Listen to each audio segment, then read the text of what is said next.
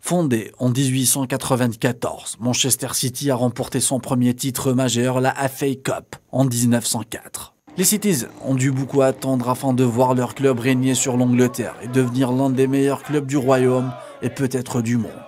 Tout cela a débuté en 2008. Un investissement émirati changera le cours de l'histoire du club à jamais. Des stars et des icônes mondiales ont porté le maillot bleu ciel. Tevez, Agüero, Kompany, Joe Hart, l'Ivoirien Yaya Touré, Silva ou encore Samir Nasri. La politique des nouveaux propriétaires du club a fini par payer. En 2012, Man City remporte pour la première fois de son histoire la Premier League et commence à écrire une nouvelle page du football anglais.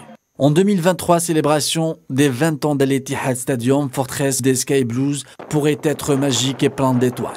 En 2023, les Mancuniens ont célébré dimanche leur 9e titre de championnat d'Angleterre, leur 7e titre de Premier League, le 5e sous l'ère Pep Guardiola, le 3e consécutif.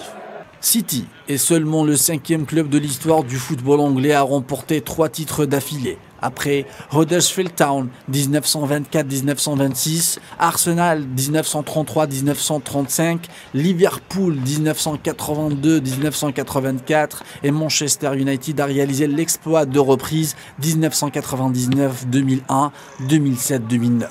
Riyad Mahrez est également 5 fois vainqueur de championnat. Le premier joueur africain à atteindre cette barre après avoir remporté un titre avec le promu cette année-là, Leicester, et 4 autres avec City. Entre Pep Guardiola et les Sky Blues, la magie semble avoir opéré. L'architecte des sacres de City est très respecté par ses supporters. Il rêve d'un triplé cette année. Le mois de juin sera décisif, une finale de la FA Cup face à l'éternel rival de Manchester United le 3 juin et une finale de Ligue des Champions face à l'Inter à Istanbul le 10 juin. Guardiola a déjà réalisé le triplé lors de la première saison en tant qu'entraîneur en 2008-2009 sur le banc du FC Barcelone. Les vainqueurs écrivent l'histoire. Les coéquipiers d'Erling Haaland veulent aussi en faire partie de cette conquête européenne. Y aura-t-il de la résistance? Seuls les jours qui viennent nous le diront.